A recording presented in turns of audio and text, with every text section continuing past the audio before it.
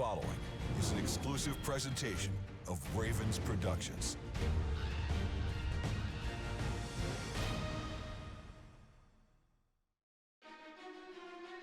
Coming up on this week's Ravens Report, we revisit the excitement of the Browns game with Marlon Humphrey on Ravens Wire. We sit down with Pro Bowl fullback Patrick Ricard and the head coach John Harbaugh. And of course, preview a huge game against the Pittsburgh Steelers on Sunday. He's got 15, 10, 5, touchdown Ravens. They're dancing in the aisles. Oh, what a scene we have at M&T.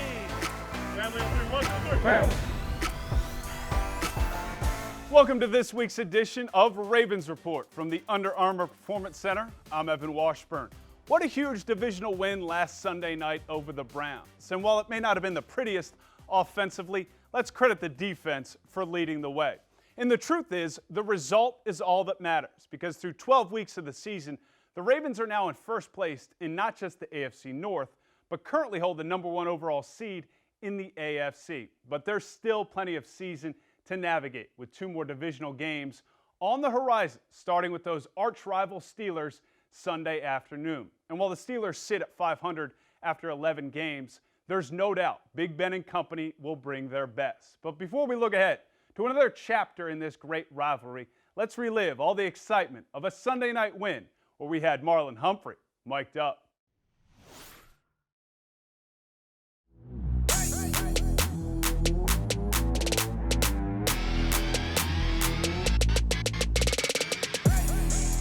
Lamar Jackson's going to have to come out and shake it off. One thing about Lamar Jackson, he has a short memory and a great competitor spirit. Jackson takes the snap of the shotgun, drifting to his right, pumping once, throws deep down the near sideline. Mark Andrews is open at the 15, and he's interfered with after he makes a spectacular one-hand catch at the 12. Big boy! Big boy! A spectacular play. 89, I see you, boy! That was crazy. That was crazy. Jackson takes the snap, blitz pressure coming. Jackson deep drop, he's back at the 35, lobs it to the end zone. Touchdown, Mark Andrews! And Lamar Jackson pulls off the improbable, backpedaling all the way to the 35-yard line, throwing it off of his back foot, and somehow finds a wide open Mark Andrews in the end zone.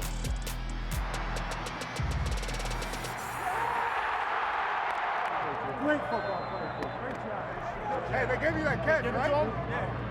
Hey, right here. Hey, look, yo, when I pointed, I'm like, because dude, 21 stopped with dude, because he was running at first. When I seen that, I see you like turning. I'm like, just stay there. He hit my hand while I was throwing it to him.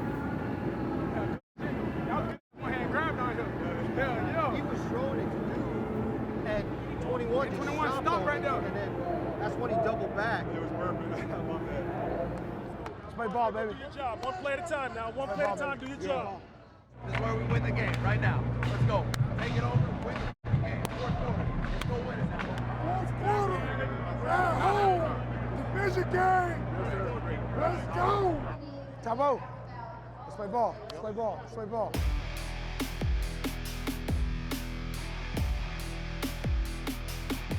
Let's keep them backed up. Let's keep them backed up, baby. Who you got? Who you got?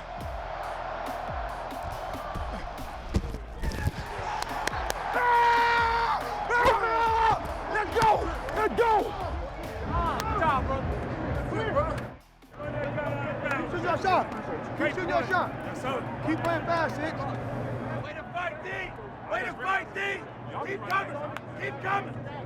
Keep pressing, baby. Keep pressing. It's right there for us. Keep pressing. So here's where we stand in the season that Easy has forgotten. Ravens lead is 3, 13-10. They start the drive at their 24 with 6:28 left to play. Jackson on first down, wants to throw, pumps once, spins to the right, extends the play. He's at the 25, far sideline 30, and he's shoved out of bounds by Myles Garrett. Buddy, y'all see how fast Myles Garrett is, man? Y'all see how fast Myles Garrett is? He a freak, bro. Pass rusher at 4x1, him and Dafe. Browns bunch 3 receivers to the left. Mayfield to throw. Short pass. It is almost picked off. Caught at the 39-yard line. How did I miss that? Frick. Bro, don't let me get the ball in my hand. Hey, I might not be able to catch the ball, but if it get in my hands, come on now. Come on now. The Ravens have kept the Browns off the scoreboard in the fourth quarter. Justin Tucker from 49 yards will try to make this a 6-point lead. Kick on the way. It has the distance, and it's right down the middle and good. Let's get right, fellas. Come on. Let's finish this, baby. Let's go ahead and get right. Let's go ahead and get right. Time is now. Time is definitely now. Time definitely now. And we're down to this. The Ravens' whole world is wrapped up in this next minute and 10 seconds. Hey, one play at a time. Mayfield under pressure, throws the ball into the bench area, incomplete. 4th and 10 Cleveland at the Browns 25. Crowd knows what is at stake. The Ravens stretch 7 along the line. Blitz pressure coming. Mayfield throws quickly, complete to David Njoku, taken down, shy of the first down. 48 seconds left, and the Hayes in the barn. Yes, sir! Yes, sir! What? Yes, sir! Yes, sir! Yes, sir! The defense delivers, and the Ravens are going to take down the Cleveland Browns. I love y'all! I love y'all! I love y'all! I love y'all! You know I love the way you call the game. Guard your man. Guard your man, baby. That's all it is. Guard your man. Well, that's high drama with a payoff in Baltimore. A great defensive series for the Ravens. And this crowd is heading home happy tonight. Hey, I love your game, boy. Oh, you too. I love your game, boy. 44! 44! There we go.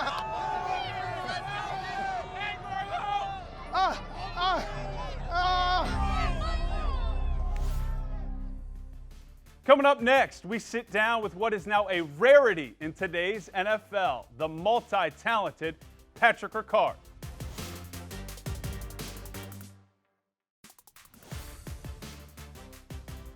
Welcome back to Ravens Report, presented by MedStar Health. I'm Evan Washburn. While his numbers rarely fly off the stat sheet, Patrick Ricard has become an invaluable piece to this Ravens offense. His blocking in the run game has become the stuff of legend for football film junkies. And if you leave him uncovered, he's not afraid to make some plays in the passing game as well. And for more on the former undrafted defensive lineman out of Maine, here's Project Pat with Shelby Gurnath. Patrick, another close victory on Sunday night in a game where the offense struggled at times. What were the biggest takeaways from that win? Offensively, I think we need to put up more points when we can, but I mean, at the same time, we're also having long drives. We had the ball 38 minutes that game, converting third downs, converting fourth downs. So it's a lot of good things we're doing. We just have to put up more points. Our defense has been playing well the last couple games. You know, we just have to play complementary football that way, and you know, I think we're on the right track right now.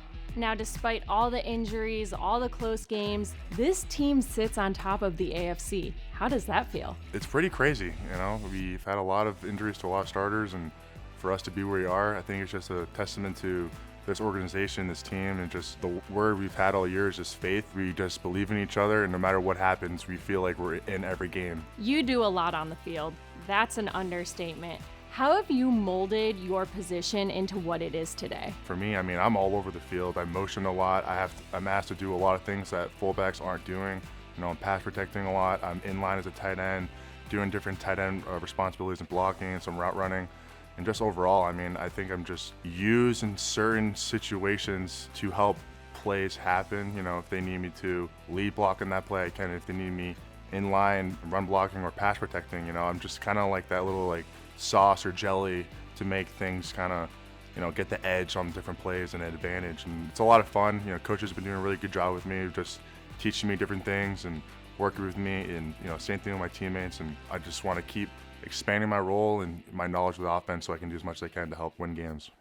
Now, pass protection is somewhat new for you. What are some of the lessons you've learned in that role? I try to talk to my teammates and my coaches a lot of just different things, either just technique things or what they see or understanding how the line's working. It's a big learning effort. I'm just constantly trying to get better in that part of the game, and I think I've been doing a pretty well job. There's some plays here and there that I wish I could do better, but That's like anything. You just have to work on it and improve to get better. Nick Boyle has returned from his horrific injury. What is it like having him back out there? To see within a year for him to come back from that, I mean, I've seen how hard he's worked, how much he's overcome. He's in this building 24/7. He was here the whole offseason, the whole summer, just trying to get back, and you know how much he loves to play. So to have him out there, I mean, he's one of our dogs. You know, he's the guy that's going to get physical, do all the dirty work for us, and he's a great leader too. I mean, he's been here his whole career. Everyone has a lot of respect for him. So he's just kind of that leader, physical presence that's awesome to have with us. Now heading to Pittsburgh this weekend for one of the NFL's top rivalry games. What is it like playing at Heinz Field? I think it's the best place in the NFL to play. I think this game itself, I mean, there's no atmosphere quite like this. It doesn't feel like an NFL game. It feels like a high school rivalry game, just like so much heart, so much pride. There's just so much on the line every play. Everyone plays like it's the Super Bowl. Like, it's just extremely physical. You know, there's a lot of trash talking. I'd enjoy it so much. Just seeing all those towels in there going crazy. It's really a game you don't want to miss. You want to be a part of it. At the end of the day, we don't like them, they don't like us, so it's just going to be that kind of game no matter what happens. Now the Steelers are also getting healthier. They're getting guys back as well. So what's the offense preparing for when it comes to that Pittsburgh D? We're preparing for everyone to play, especially TJ Watt. We don't know if he's playing or if he's not, but we're preparing that he is playing. We just have to execute our game plan, and regardless who's out there, we just have to execute the plays the best we can and prepare for whoever's going to be out there. All right, Patrick, we're going to end with some rapid fire this or that questions. All right. Pancakes or waffles?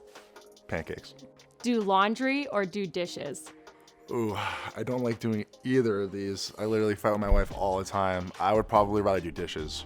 Run block or pass block? Run block. Touchdown run or touchdown catch? Probably touchdown catch. Project Pat or Pancake Pat? Can we say both? Can we just do both? We'll do both. Project Pat is kind of dear in my heart because Classic. that was my first nickname given here, and then Pancake Pat is kind of how I play on the field. I can't pick. That's too hard. All right, Patrick. Well, thank you so much for your time, and good luck this weekend in Pittsburgh. Yes, thank you. Now, Pat and the Ravens' second-ranked running game will look to keep grinding Sunday in Pittsburgh in what is always a physical matchup. Coming up next on Ravens Report, we preview Sunday's game with the Steelers with the head coach, John Harbaugh.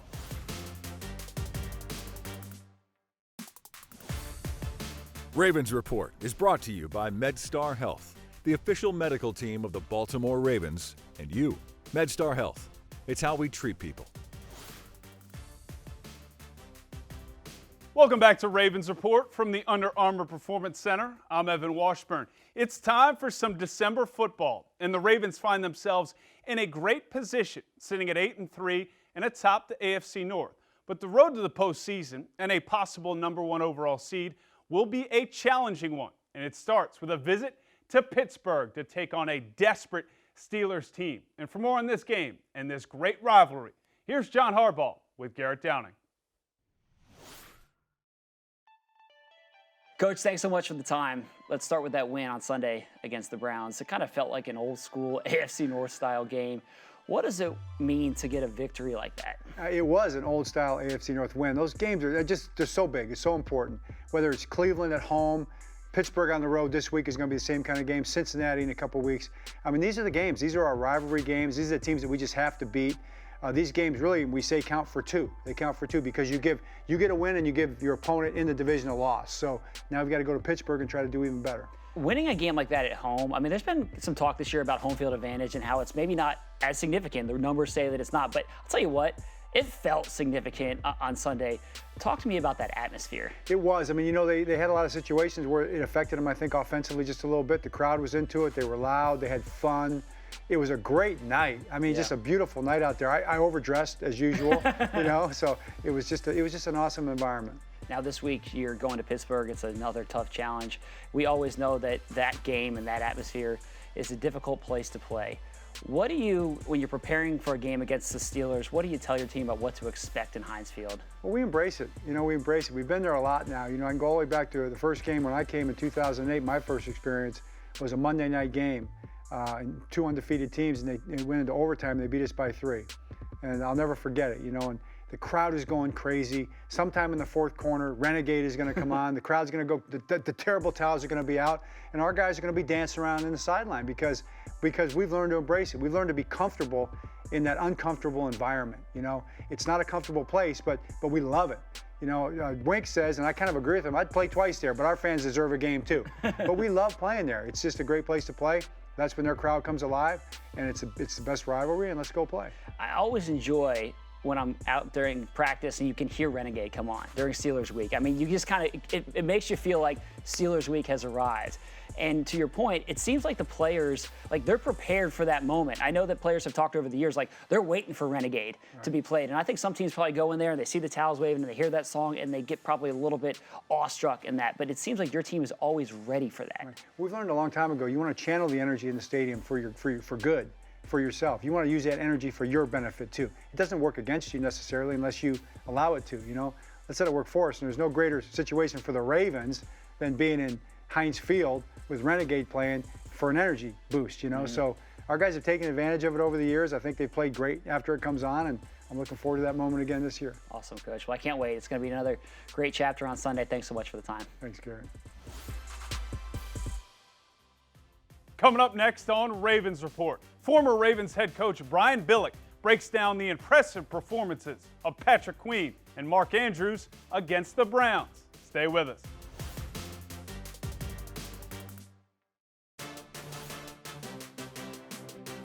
Brian Billick's Breakdown is powered by Microsoft, the official tablet of the Baltimore Ravens. Welcome back to Ravens Report, presented by MedStar Health. I'm Evan Washburn. As has been the case all season, no Ravens game has looked alike, and Sunday certainly fit that script. It was an off night for Lamar and the offense, but was supported by one of the best games from this Ravens defense that completely stifled that Browns running game. So to sort through it all, here's a smarter man than I, Brian Billick, with this week's Billick's Breakdown.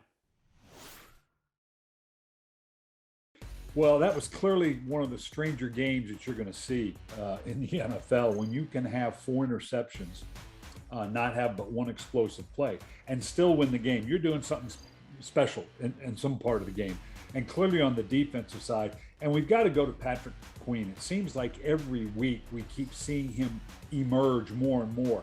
You're going to look at some play here. This first one, now this has got to be a little bit of Wink Martindale. This is a run blitz. Obviously, they recognize the situation, but I want you to watch the speed, the veracity, how quickly Patrick Queen pulls the trigger to absolutely just blow up this. Obviously, the formation, the motion, told them what it was. You got to give credit to the rest of the defense as well, because they're doing their job to allow Queen to kind of, I'm not going to say freelance because it's by design, but does an unbelievable job of blowing this play up by being at the right place with anticipation and the speed with which he does it.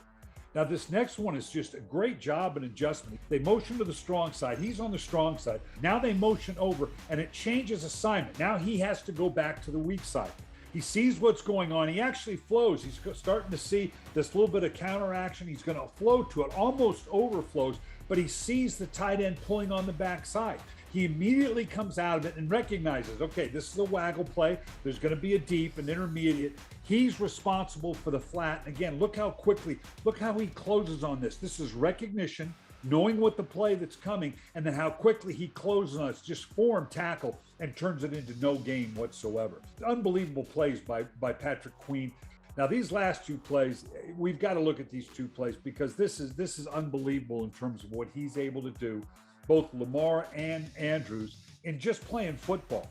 The first play is what they're going to do is they're going vertical out of the strong side. Lamar gets flushed to the right side. Now, the thing to see here is the way they break the routes off. Once he gets flushed to the right, now the deepest guy has to go deep. He's pointing for Andrews to go deep. You got an intermediate guy. This is just playing ball. Now, you do practice this on a broken route. So Andrews goes deep. Now, Lamar, obviously, DeJavion Clowney does a great job of getting his face. But Andrews, he's going deep. They're going to have a big play, but obviously the ball doesn't sail far enough. He reacts, comes back underneath. It's going to get pass interference either way. One of the most unbelievable catches that you're ever going to see. And then this last one is just pure Lamar. This is it, down the red zone, deep crossing routes, typical down in here. You're just waiting for someone to come open in a seam. I want you to watch what happens here with Lamar. He ends up with pressure, not scrambling outside to left or right. They're not going to let him go there. He backs up 20 yards. and then hits what amounts to a fall-away jumper off his back foot, 35 yards down the field for the touchdown to Andrews. This isn't scheme. This isn't design. This is just two good football players and Lamar Jackson doing what Lamar does. Again, I don't know if there are many quarterbacks in the league that can pull this off. Now, we're coming in December. That means a couple things. It's the dash for the cash. It also means Pro Bowl voting. You got to get in line. You got to vote. Patrick Queen, certainly deserving the way he's playing. We talked about Calais Campbell, Mark Andrews, so many Ravens that are deserving of being in the Pro Bowl. And then now in December, like I said, it's the dash for the cash. And the Ravens are going to be 3 out of the 4 in the month of December. At Pittsburgh, at Cleveland. They come home against a very good, maybe the best team in the NFC, the Green Bay Packers. And then they're on the road to Cincinnati. Again, a team that's as good as anybody and has played as well as anybody down the stretch here in the AFC. So this is going to be a tough month for the Ravens. So now let's move on to Pittsburgh, where at least on paper, it looks like a good time to be facing the Steelers, who have lost 2 straight. But remember, desperation can be a valuable tool, and there's no doubt the Steelers need this win to keep pace in what is a cloudy playoff picture. Here are a couple keys to this game from my perspective. Offensively, design some easy throws from Lamar Jackson early in this one so he can get over that 4-interception game quickly. Defensively, you have to be aware of the explosive play for the Pittsburgh Steelers, especially wide receiver Chase Claypool, who can wreck a game quick. That's it for this week's show. Thanks so much for watching, and make sure to download the Ravens TV app on your Roku, Apple, or Fire TV device. You can access an on-demand library of game highlights, features, live events, and more from the comfort of your own home. Enjoy the game Sunday. We'll be right back here next week for a fresh edition of Ravens Report.